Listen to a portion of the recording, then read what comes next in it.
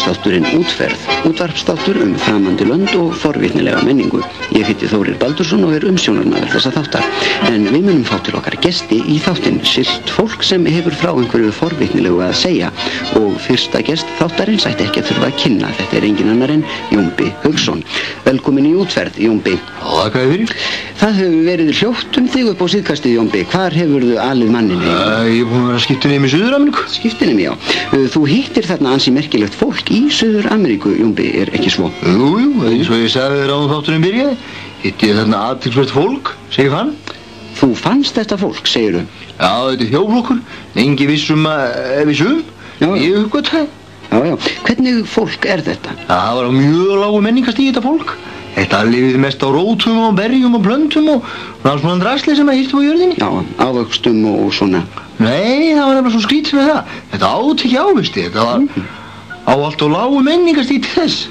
Það kunni ekki að klifra í trjám, Kunni ekki að klifra í trjám? Já, það er svona gátuðu ekki tím þá, veistu. Þú ert að segja mér að fólk búi í Amazon-regnskógunum og kunni ekki að klifra í trjám? Já, það er kannski ómikið sagt að ekki kunna að klifra í trjám, en þessu liði hafðu bara aldrei dottið það í hug. Já, en þegar ávextirnir duttu niður, þegar þeir voru orðnir þroskaðir, þá... Já, þá tindu þeir ávextina. Og áttu? Nei, brugguðu þeim landa. Það heldur gamla, þetta kunni ekki heldur að eima. Svo heldur þetta partí. Partí? Já, eða frúkíval. Frúkíval? Já, hefur ekki heyrt talað karníval í Ríó? Jú, þetta. Þetta var svona ávaxtakveðjuhátíð, ekki kjötkveðjuhátíð. Já, og þá var sem sagt drukkin gambri eða hvað? Já. Var ekki vont að þamba svona óeimaðan gambra? Jú, það var ógeðslegt. Það drápust alltaf margir í þessum partíum. Dóu sem sagt áfengistöð? Nei, drápust einfallega. Já.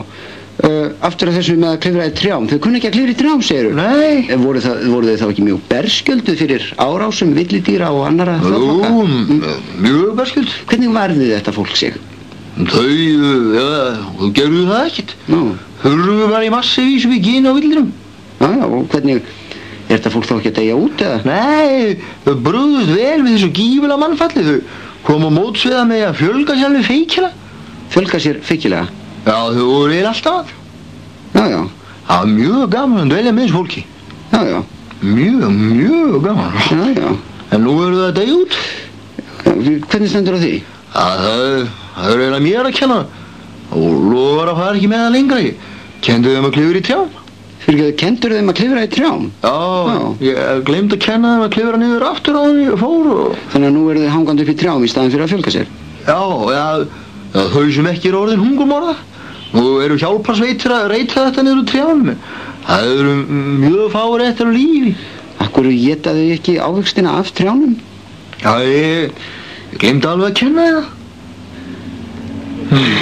Verst úti. Þetta er allt of asnalegt fólk til að fá að vera í þessum þætti. Já, en þetta er fólkið mitt. Jómbafólk. Fyrirgeðu, leyfðu mér að umorða setninguna.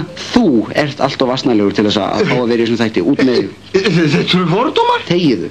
Nú ætla ég að segja frá Súlu-fólkinu. Súlu-fólkinu? Nei, Súlu-fólkinu í Himalaya-fjöllunum, athyglisverðum þjóðflokki sem nú er að deyja út, en Súlu-fólkið elur ævi sína upp í Súlum sem það reisir sér á versta mögulega stað sem það getur fundið.